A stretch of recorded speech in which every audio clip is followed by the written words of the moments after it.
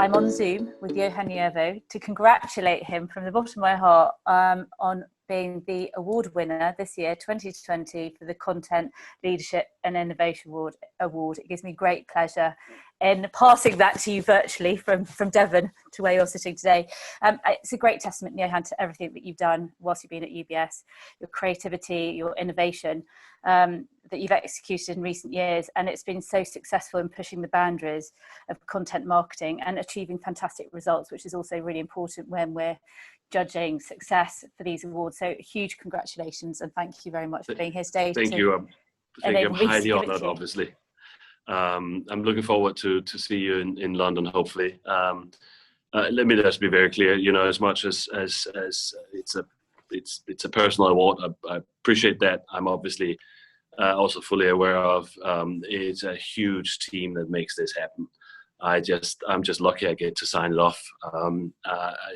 This is an effort across all of our partners, UBS, marketeers, media partners like The Economist, obviously, as well as our agency Publicis group. This wouldn't be possible without all of you having the desire of making a difference. Well, kind words, and I'm sure appreciated by your team and your agency.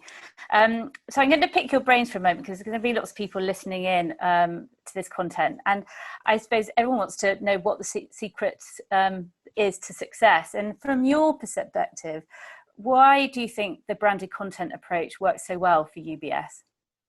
Look, I think while we look at your Instagram following list, I don't know how many banks you follow. Most people probably follow none. Why?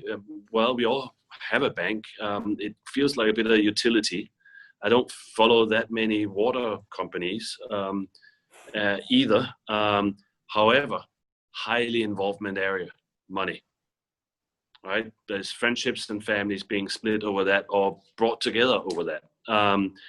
And so while money is such a high involvement subject, if you can get the content right, you get attention.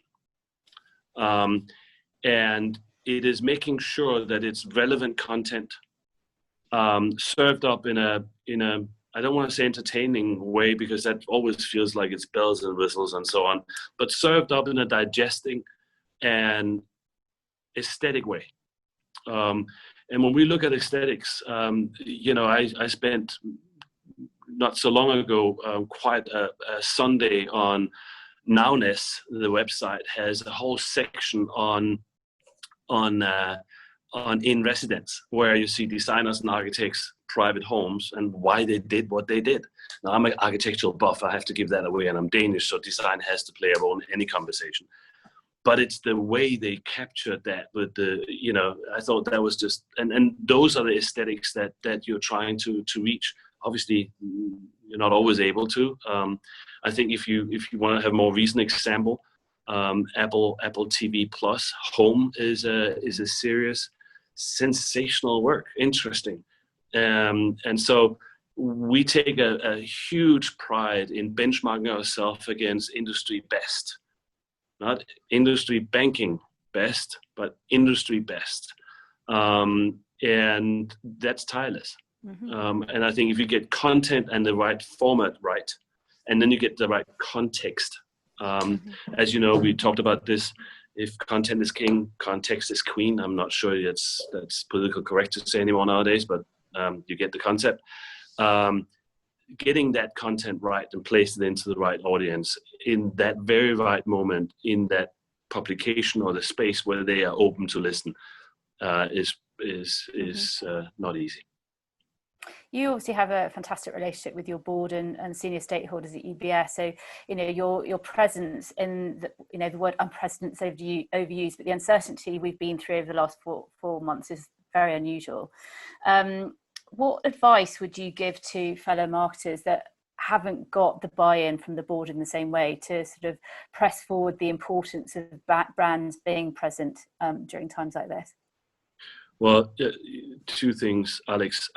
Let's remember, brands are holding devices of experiences for your user. They give sustainability. They give a certain amount of sustainable memory, and a stable environment. When everything is unstable, that's what you want to do. The best thing to advise to somebody is try to pick some good benchmarks where you can prove to your stakeholders and your peers and your colleagues that, look, some other brands have gone into crisis, and I'm fully aware that this coronavirus have left many brands, hotel industry, airline industry, etc., devastated. There's many others that shouldn't have been or didn't need to be. We all had to still have food and consume media. But look, I was at McDonald's when we came out of our crisis, early 2000s, and we reacted with a brand relaunch called "I'm Loving It." And I was lucky to lead that for McDonald's at the time. You can advertise your way out of a crisis. The stronger will come out stronger. Look what one of the German car manufacturers did that had a little diesel scandal. They advertised their way out of this, and by the way, became the number one car manufacturer, I think the year after that year. Mm-hmm. Those are great benchmarks in what marketing should be. Mm-hmm. And I think we also owe it to our media partners and publishers, as well as to our agencies, that we don't just cut budgets if we don't need to. Obviously, if it's a matter of surviving, that goes beyond. You also owe it to your employees. That stability of we know where we are going is key. And great leaders, as in brands, do that, and as in managers.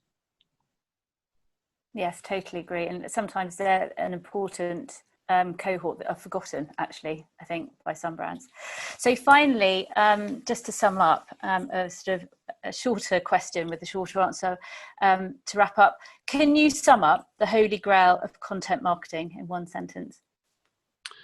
Relevance, and probably two words, if you allow me to, Alex. You're allowed to, very much so. It's top-notch quality and relevance.